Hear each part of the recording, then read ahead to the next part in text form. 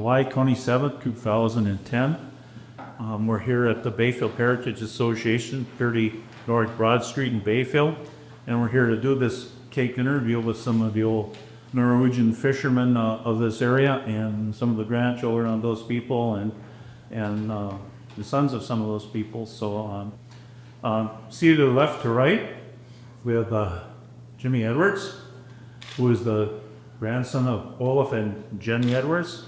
They're South Timoth people, they're Rocky Island people, they're people in Bayfield, Norwegian people. We have also Jim Erickson, who is technically the grandson of Mark and Tina Erickson, the son of Ed and Nellie Ebert Erickson. He's a Bayfield commercial fisherman, and he was a little bit of that Rocky Island experience and mainly fished out of the Bayfield area, but with strong heritage and ties towards Egerton, Norway. We have Julian Nelson, who's my dad. He's the senior member sitting at the table today. And his father and mother were John and Andrea Nelson from Egerton, Norway. She was, and John was from the island of Storbo. He's here to represent their family. We have Cliff Hadland and Harvey Hadland, who are the sons of Chris and Olga Hadland, strong Norwegian descent. So Jim, tell us a little bit about yourself and your tie to your mother, your grandfather a little bit. I'm the grandson of Olaf Edwards, actually the great-grandson of Jacob Johnson, who was over in Sand Level, but I don't know if he fished. He might have been just a fish dealer. They had fish docks here in Bayfield. My dad was a commercial fisherman until 1947, so I did actually follow in those footsteps of being a fisherman. Although as a young boy, 5, 6 years old, I worked with my grandfather when he was semi-retired, and so I experienced there. And then later on in life, I used to come and help Jimmy a little bit on the boat to help eating Halberser on the boat. So I guess my forte is not really a fisherman, but a descendant of a fisherman who's gathered stories, family history, things of that sort. So, your family's from Norway, been here since when, Jim? 1887 is when my grandfather migrated to Washburn. He tried farming over there for a little while with his sister. That didn't work out very well. And then he came to Bayfield and found jobs in Barker. He worked on that, the Booth fisheries. I believe that was Booth fisheries in Barker. Yeah. Okay. We do know that he worked on that boat for a while. And then I think he's one of those Norwegian fishermen who Papa Booth bankrolled him with nets. And he built his own boats. And with that funding or that bankrolling, he got started in the business. Tell us a little bit about Martin and Christina, why they came here. Martin came from Norway, Egerton, for the turn of the century. He started fishing with hand line, with a skiff, and he made enough money there to buy a box of gallnuts or something from bull fishers. And he got a little skiff. That's how he started out. Mm-hmm. And he just kept on making the thing a little bit bigger, a little more decks, a little more of this and that. And he also worked for Booth Fishers on their tugs. He also learned on O'Hara. Matter of fact, he always talked about wronging out there. When he got to town, he kept the guys out there kind of late in the season. When they got to town, they were on bankrupt. So he worked all winter for $87, but they worked out that either. So, but he was a strong Norwegian. He never gave up. Where was his hometown, Jim? Egerton. Where was Christina from? Melville Bay. And but a little town of Hadley. Matter of fact, I think our name should have been Hadley, and then Martin changed his name to Erickson when he came to the United States. Tell us a little bit about John and Andrea and your association there. Well, in 1978, my wife and I made a trip to Norway. We visited Egerton and Storbo, where my father was born. My mother was born in Egerton. And as usual, typical Americans that we were, we didn't spend enough time. We didn't ask enough questions. And that's one of the things that I would like to emphasize to the youth today, is to ask more questions and insist on answers. Well, anyway, Norway at that time, before the turn of the century, was a very destitute country. The children were confirmed in their church at the age of 14, and then they were thrown out. Get out and earn your own living. And this is what they did. My father went on a fishing boat. He was cooking on a fishing vessel in the North Sea. But of course, they heard the lure of this great country across the ocean. So they decided they wanted to try it. And they came. My father came in '97 in March, and he was met by an old friend here, Charlie Benson, who had a dog team.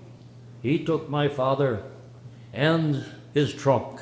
And how many here remember the Saley Krauts, the ones with the round top? Oh, yeah, there was somewhere Oh, yeah, yeah. And why were they round? So that they could not be stacked. Well, anyway, he was transported to Sand Island, where someone had arranged for him to go to work for Pete Hansen, who has definite footsteps and relatives and relations from Sand Island. He stayed there for a month, and then he came to Bayfield, and he also got involved in the Booth fishing operation. He was worked on the tugs until 1909, when he was able to buy his own outfit. Well, I grew up in the Great Depression. Very few people remember that. But I went through high school during that time, and I was called out of school on several occasions to help out. And that is how I got started into the fishing business. It looked to me pretty good, because there was a good supply of fish then. And so I stuck with it, and I, not only because it looked good, but at that time, very few children had the opportunity to go to college. Very few.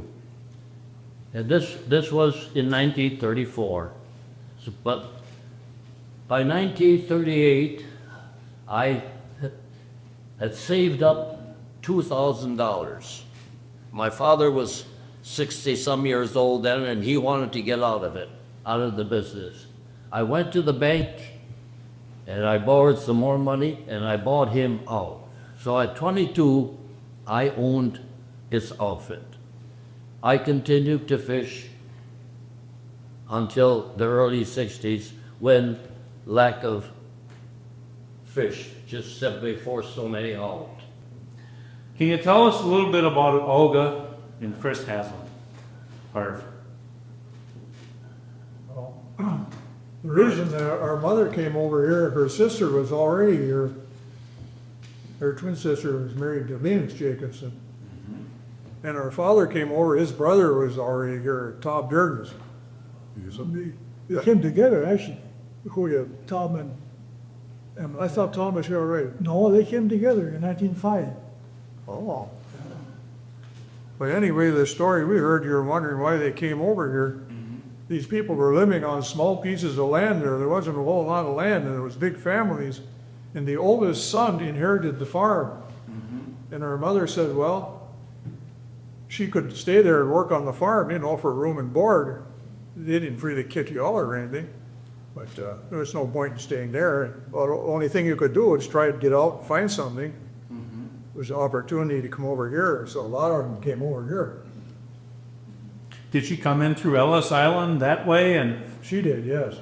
so, how about Chris? Did he come through? Came through Canada. Came through Canada. Yeah. Why, I So, don't know. so they must have met here in Bayfield. And what year did Chris get here anyway? 1905. He come at 5. Did she come about the same time, or did she come a little later? Oh, no, she didn't come till 22. So he'd been established here a few years. Did Chris Hadland, did he just come right over here, and was he like a commercial fisherman from day one, or did he log, or did he do, what did he do when he first got here? He worked on Sand Island with Herman Johnson.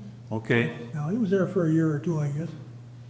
And then Tom and them moved to Outer Island. and Tom Hadland is also Tom Turnus. Well, when you came here, there were so many Hadlands, I guess, I think it was a Tom Hadland. There was a Tom Hadland, Yeah, so Lee's brother. he changed his name to Dearness, which was the name of the district where he lived. Yeah. And I guess the earliest I know, they were on order, I guess, from about 1908 or 9 till 1936, when Dearness died. What was Chris Hadland's name in Norway? Was it always Hadland, or, I guess so, oh, but because it was spelled with an E in the middle. Hadland? I don't know. They just shortened it up. Yeah, interesting. Okay. Well, he was always into fishing. He never did any logging or anything like that. Oh, it seems to me he said one time he logged 1 or 2 winters. He might have in the wintertime, but he didn't fish under the ice. And then he had a brother in St. Paul, older brother, that was a shoemaker. And I guess he went down there and I know he worked for him for a while because we had a bunch of shoemaking tools around. Oh, But I guess he got in an argument where him and his brother didn't get along. In fact, his brother came up here, that was in the 40s, came up from St. Paul to visit, and we were on the island, and they didn't come out on the boat, and he didn't go to town, so they never did meet. The women, they corresponded, but he didn't go to town to see his own brother. No.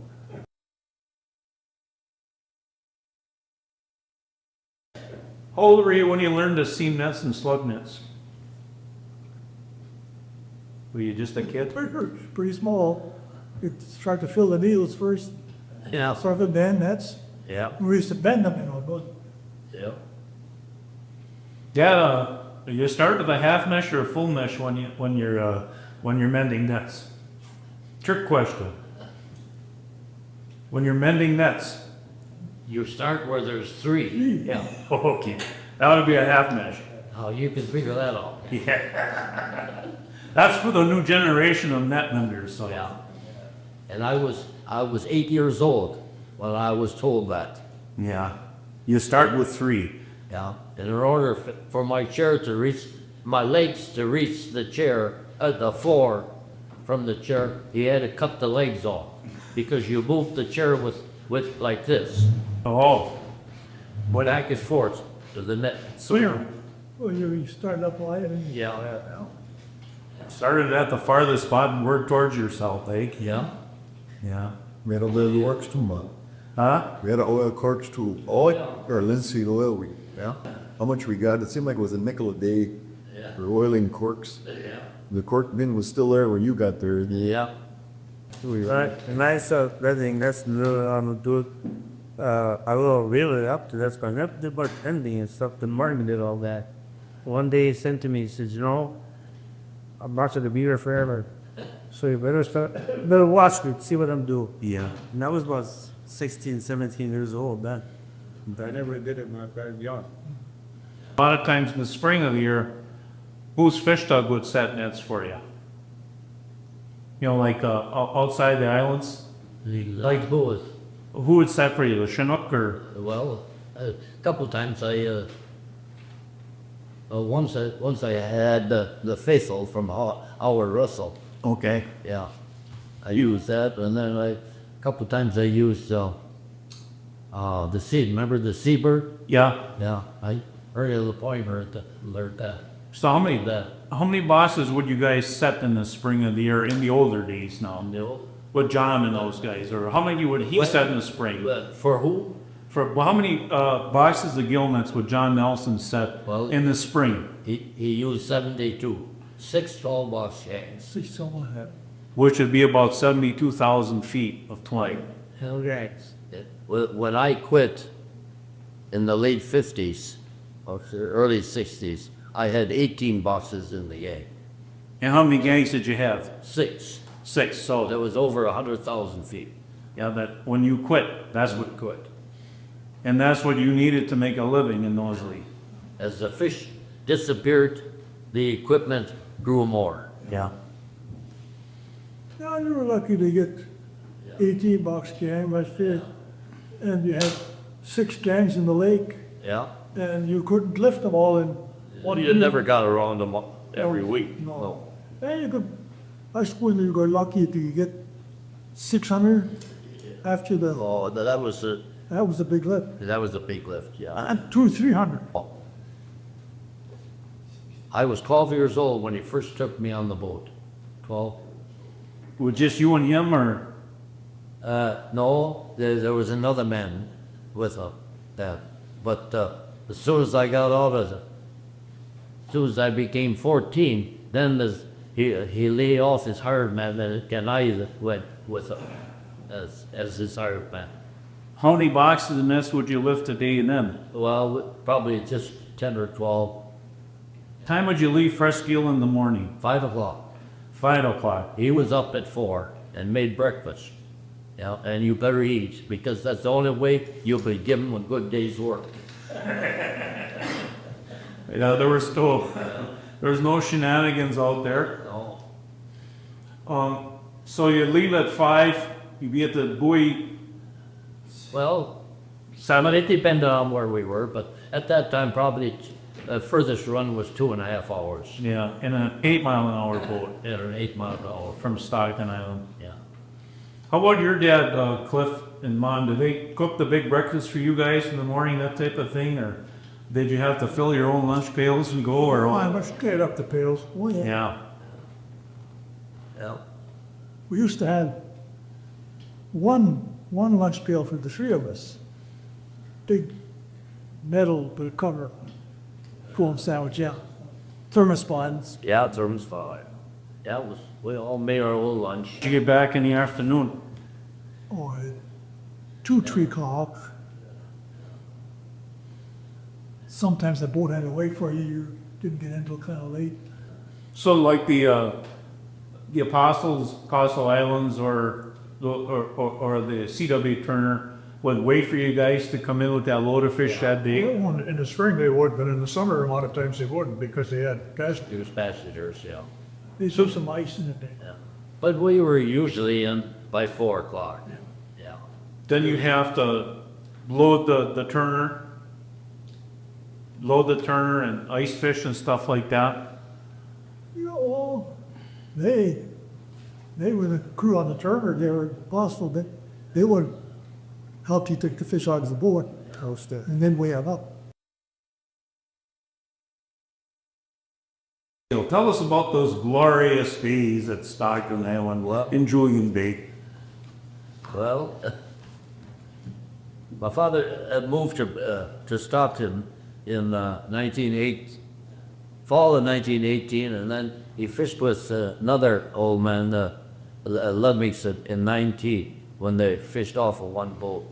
And at that time, much, not all of it, but especially in the southeast bank, was practically virgin rock, because the tubs had never touched. They didn't know what to do with that fat fish. No. And it wasn't until the early 20s when Booth discovered a market down in St. Louis that would take fat fish. And there was a fat fish, you know, like you wouldn't believe in the southeast bank. But you had to get out deep, from 60 fathom and out. What did they do with them fish in St. Louis? Did they smoke them? Or? They probably hadn't heard of the lean Lake Superior trout. So they sold them as big as out? This was in the 20s. Yeah. Yeah. You know, today if you put them on a plate, they fry away to nothing. They're so oily. If you're hungry enough, though, you really go for them. Yeah. Yeah. Didn't they, a lot of them went for saltfish Yeah. in the In the kegs? in the coal mines. Yeah. Oh, in the One malt. is to be salt and them big things. So, Yeah. So when the fat trout market started right around 1920 then, 1921? So it was all lean trout before then, which is the, Primarily, mostly lean, what they call the Mackinaw. yeah. So, well, give me one of your ranges outside of Michigan Island. One of my ranges? Yeah, Well, one of the ranges is Oak Island. And it's used because Oak Island is the tallest of the highest of the islands. And when we had the high hump on Oak Island over the clearing on Stockton, the clearing was where they had logged. And that was used primarily as the range. But my father ran for 4 hours. One way was that 30-foot practically open boat, east-northeast from Stockton, to reach that fat fish, which was in the latter part of the summer. yeah, in August. Yeah, so July and August. How deep water are you at now? Well, the deepest he found it, when he sounded by hand, was 95 fathom. He was in Michigan and Oh, absolutely, but long ways, long ways into Michigan water then. Yeah, we're practically off of the Porcupine Mountains. How big were the fats in them bees, Dad? That, well, some of them were darn near as wide as they were long. You can't believe how some of them fats were. And if you didn't gaff them in the tail, the gaff wouldn't hold. Never that. You had to gaff them in the tail. What size mesh did you use down there? Well, that was just a 4 1/4 inch mesh that they used at that time. Just to catch them in the Now, teeth. think what they would have gotten if they'd had a net like they got today. You would have had to lift on one night. Yeah. you know, Julian, when we were fishing down below Michigan there toward the end, this was in the late 80s before we quit. Yeah. We had some old 20 mesh nylon. Yeah. That was considered damn good twine. Yeah.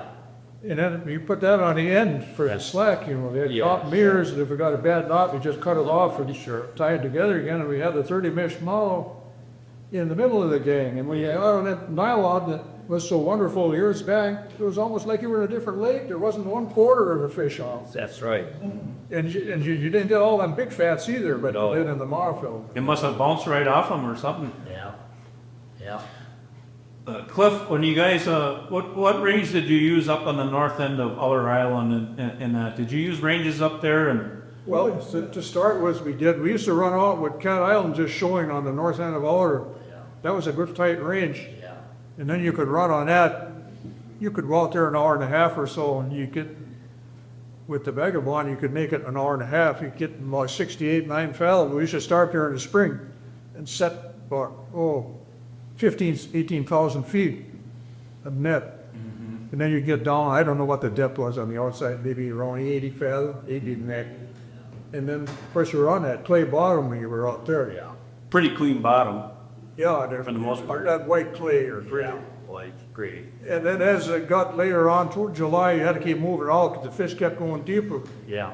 But then we found out that when you got way out and there wasn't quite as many, you get the hell out of there. And then you move in on the third bank, about 50 minutes from the lake, and set shorter gangs there. The last year we were there, we had to cut down to about 8,000, 9,000 feet. And we had to lift on 3 nights in August. They were coming so damn heavy, you couldn't hardly handle them just 2 of us. We had the ton the last time we were there with the smaller fats. Oh, yeah. And so we said, let's get the hell out of here. It's too hard and the weather is getting bad. So then we went down below Michigan and sat there. It's a lot shorter run. Yeah. I used to use the lake and the trees. Yeah. I'm not trying to, correct? Yeah. That's a reed.